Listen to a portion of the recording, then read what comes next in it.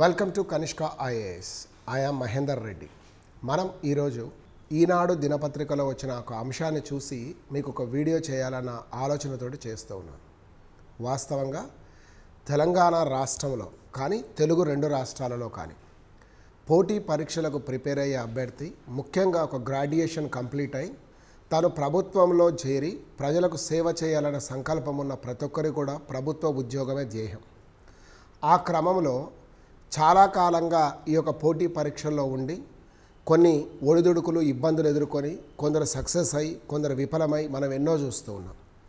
ఈ సందర్భంలో అభ్యర్థులకు కొంత సులభతరం కావాలనే ఉద్దేశంతో తెలంగాణ పబ్లిక్ సర్వీస్ కమిషన్ వాళ్ళు కొన్ని సంస్కరణలు తీసుకొస్తున్నట్టుగా మనం చూసాం. ఆ సంస్కరణలకు సంబంధించింది మన న్యూస్ పేపర్లో చూసిన తర్వాత అసలు సంస్కరణలో టీఎస్పీఎస్సీ తెస్తుంది, కానీ మన ప్రిపరేషన్లో కూడా ఏమైనా సంస్కరణ ఉండాలా, మన ప్రిపరేషన్లో కూడా ఏమైనా ఉండాలా అన్నది మనం ఖచ్చితంగా చూసుకోవాలి. ముఖ్యంగా ఏంటి తీసుకొస్తున్న సంస్కరణ అన్నది కనుక మనం చూస్తే సివిల్ సర్వీస్లో మనం ఆల్రెడీ ప్రతి సంవత్సరం చూస్తూ ఉన్నాం. యూపీఎస్సీ వాళ్ళు ఇచ్చే సివిల్ సర్వీస్ ప్రిలిమ్స్ నోటిఫికేషన్లో అదే నోటిఫికేషన్తో ఇండియన్ ఫారెస్ట్ సర్వీస్కి సంబంధించిన ప్రిలిమినరీ ఎగ్జామ్ కూడా పెడుతున్నారు. దాన్ని చూసే టీఎస్పీఎస్సీ వాళ్ళు కూడా అంటే టీజీపీఎస్సీ వాళ్ళు కూడా గ్రూప్ 1 నోటిఫికేషన్లో ప్లస్ ఈ యొక్క అసిస్టెంట్ కన్జర్వేటివ్ ఫారెస్ట్ ఆఫీసర్స్ ఎవరైతే ఉన్నారో వాళ్ళకి సంబంధించిన ప్రిలిమ్స్ అనేది కామన్ ప్రిలిమ్స్ పెట్టాలనే ఒక నిర్ణయానికి వెరీ క్లియర్గా కనిపిస్తుంది. అంటే కంప్లీట్ యూపీఎస్సీ తరహాలోకి వెళ్ళిపోయాము అన్నది మనం గుర్తుంచుకోవాలి. అక్కడ కూడా IAS, IPS, Indian foreign service and Indian revenue సర్వీస్తో పాటుగా ఐఎఫ్ అంటే ఇండియన్ ఫారెస్ట్ సర్వీస్ ఏ విధంగా అయితే ఉందో సిమిలర్గా ఇక్కడ ఏసీఎఫ్ అనేది ఒకటి తీసుకొస్తున్నారు అనేది మనం గమనించాలి. అంటే ఇకపై నుంచి కొంత ప్రిపరేషన్లో మనం కొంత తేడా వచ్చే అవకాశం మాత్రం పెరుగుతూ ఉంది.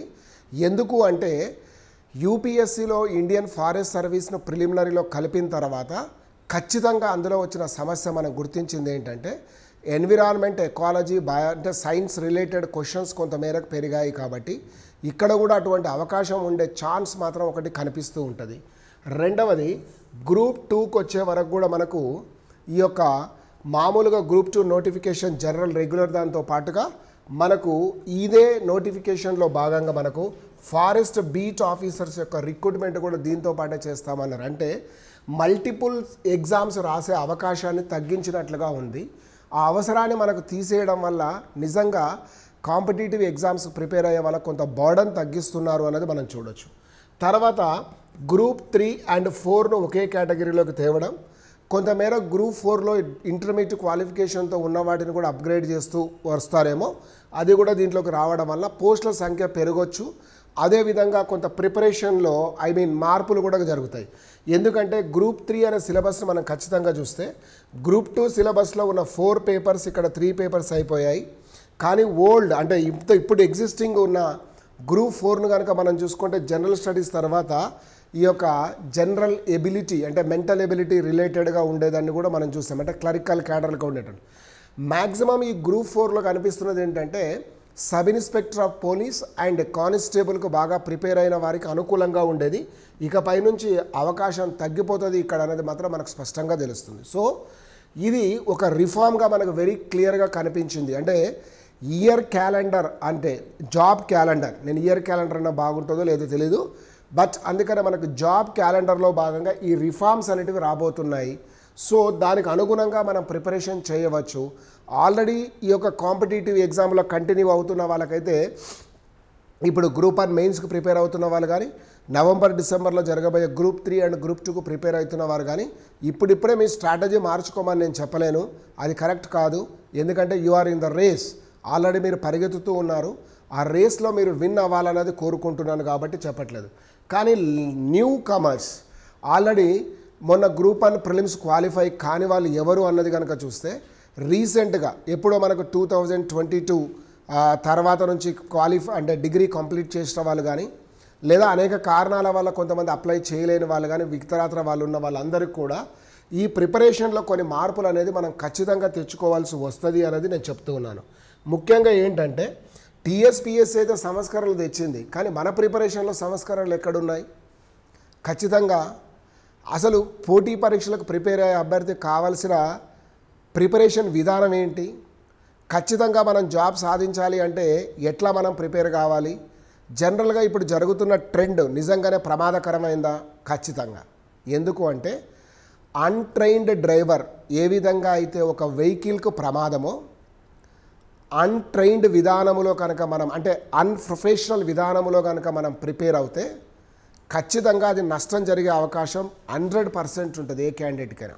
అది ఎట్లా అన్నది కనుక మనం చూస్తే ఖచ్చితంగా మీరు ఏ సబ్జెక్ట్ అయినా తీసుకోండి, కాన్సెప్ట్ ఖచ్చితంగా నేర్చుకోండి.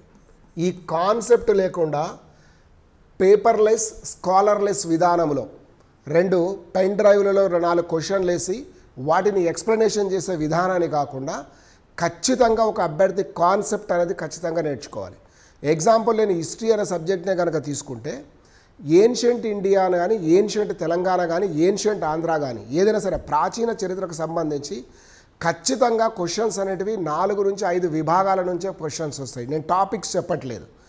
హరప్ప నాగరికతలో అయినా, లేకపోతే వేద సంస్కృతిని తీసుకున్నా, మీరు మహాజనపదాలు తీసుకున్నా, లేకపోతే బౌద్ధ జైన మతాలైనా, ఆ తర్వాత మౌర్యులైనా, శాతవాహన యుగం, విదేశీ పాలకుల యొక్క కాలం కానీ, గుప్తులు కానీ ఎవరిది తీసుకున్నా కూడా వీళ్ళలో శాతవాహనులు తీసుకున్నామంటే వీళ్ళలో 5 ఏరియాల నుంచి క్వశ్చన్స్ ఉండే అవకాశం. అదేవిధంగా మౌర్యులు తీసుకుంటే 5, అంటే ఆ 5 ఏరియాలు ఏదన్నదే మన కాన్సెప్ట్ అనేది రావాలి తప్ప అలా కాకుండా క్వశ్చన్ పేపర్స్ అంటే ఓన్లీ మల్టిపుల్ చాయిస్ క్వశ్చన్ బేస్డ్గా ప్రిపరేషన్ అనేది చాలా వరకు మనకు డ్యామేజ్ చేసే అవకాశం ఉంటుంది. టెంపరీ సొల్యూషన్ తప్ప రిజల్ట్ ఓరియంటెడ్ 100% వచ్చే అవకాశాలకు తక్కువగా ఉంటుంది కాన్సెప్ట్. రెండవది, ప్రతిసారి కూడా మనం వేలాది రూపాయలు, లక్షలాది రూపాయలు అయితే చెల్లిస్తూనే ఉన్నాం, కానీ దానికి తగ్గ క్వాలిటీ ఉందా లేకపోతే పై మెరుపులే ఉన్నాయా అన్నది కూడా మనం చూసుకోవాలి. క్వాలిటీ కనుక లేకపోతే, ట్రెడిషనల్ మెథడ్ ప్రిపరేషన్ కనుక లేకపోతే నిజంగా ఖచ్చితంగా మీరు విఫలమయ్యే ఛాన్స్ అనేది మాత్రం ఒకటి పెరిగే అవకాశం ఉంటుంది. ఈ రెండింటిని మీరు మార్చుకోవాలి. కాన్సెప్ట్ లర్నింగ్ బేస్డ్గా, తర్వాత సబ్జెక్ట్ లర్న్ చేసిన తర్వాత మనం మల్టిపుల్ చాయిస్ క్వశ్చన్స్, డిస్క్రిప్టివ్ విధానం క్వశ్చన్స్ అనేది మనం చూద్దాం. వితౌట్ కాన్సెప్ట్ బేస్డ్ మీరు పైన కానీ చదువుకొని పోయారు అంటే మాత్రం ఖచ్చితంగా దానికి ఆన్సర్ అనేది ఉండదు. నేను చాలాసార్లు ఈ మధ్యకాలంలో ఈ మాక్ టెస్ట్ రాసే పద్ధతిలో నేను చూస్తే 1857 తిరుగుబాటు గల కారణాలు అన్నప్పుడు అనేక మంది ప్రజలు అనేక రకాలుగా బ్రిటిష్ ప్రభుత్వం చేత ఇబ్బందులు గురయ్యారు, లేదా ఇంగ్లీష్ ఈస్ట్ ఇండియా కంపెనీ పరిపాలనతో అనేక మంది ప్రజలు ఎవరు, అనేక సమస్యలు ఏంటి అది కూడా తెలవాలి కదా. రైతులు ఏ రకమైన సమస్య ఎదుర్కొన్నారు, సైనికులు ఏ రకమైన సమస్య ఎదుర్కొన్నారు, పాలకులు ఉన్నవాళ్ళు ఏ సమస్య ఎదుర్కొన్నారు, జమీందారులు ఏ విధంగా ఎన్నుకున్నారు, వ్యాపారులు ఎలా సఫర్ అయ్యారు, లేకపోతే చేతివృత్తుల వారు, అంటే వాళ్ళకి సంబంధించిన డాటా ఉండదు. డైరెక్ట్గా అనేక మంది ప్రజలు అనేక రకాల సమస్యలు, అసలు అనేక రకాల సమస్యలు అందరూ ఒకటేనా? రైతు ఎదుర్కొన్న సమస్య, వ్యాపారం ఎదుర్కొన్న సమస్య 2 ఒకటిగానే ఉన్నాయా?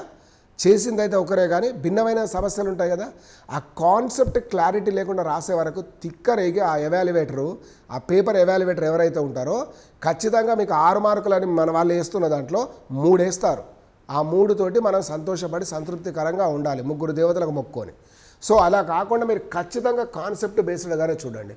షాక్ అయ్యే కొన్ని విషయాలను కనుక మనం చూస్తే అసలు ఏం చదివి వస్తున్నారు, ఏం చేస్తున్నారు అన్న దానికంటే ఇందులో కాన్సెప్ట్ లేకపోవడం వల్ల ఏదో ఒక చౌకబారు మెటీరియల్ తోటి ఆన్సర్ రాసే ప్రయత్నం చేసినప్పుడు ఈ పెట్టే ఇన్ఫర్మేషన్లో ఫ్యాక్ట్స్ కూడా తప్పులు వచ్చే పరిస్థితి ఏర్పడ్డది. అసలు మహల్వారి విధానానికి కానీ, రైతువారి విధానంలో కానీ, లేకపోతే ఈ యొక్క జమీందారీ విధానంలో కానీ ఎవడు ప్రవేశపెట్టాడు, ఎవరు అసిస్టెంట్గా ఉన్నారు, ఒక ఆయన అసిస్టెంట్ని తీసుకొచ్చి ఒక ఆయన ప్రవేశపెట్టినట్లుగా పెట్టే పరిస్థితి ఏర్పడ్డది. అంత దారుణమైన పరిస్థితిలో మన ప్రిపరేషన్ ఉండొద్దు. ఉంటే మాత్రం ఇలా విధానంలో ఉన్నవాళ్ళు ఖచ్చితంగా అపజయానికి పోతారు. కాబట్టే కాన్సెప్ట్ బేస్డ్గా మనం చదువుకోవాల్సిన అవసరం ఉంది. అంతే చెప్తున్నాను. టీజీపీఎస్సీ సంస్కరణలు సరే, మరి మన ప్రిపరేషన్ సంస్కరణ ఏ విధంగా ఉండాలన్నదే మన కాన్సెప్ట్గా మనం చూస్తూ ఉన్నాం. సో ఈ విధంగా రెగ్యులర్గా మన ప్రిపరేషన్ కావాల్సిన మెలకులతో పాటు వివిధ సబ్జెక్టులకు సంబంధించిన కూడా మీకు తరచుగా ఇచ్చే ప్రయత్నం కనిష్క ఐఏఎస్ వివిధ సబ్జెక్టు నిష్ణాతులతో పాటు చేస్తూ ఉంటుంది. Thank you all.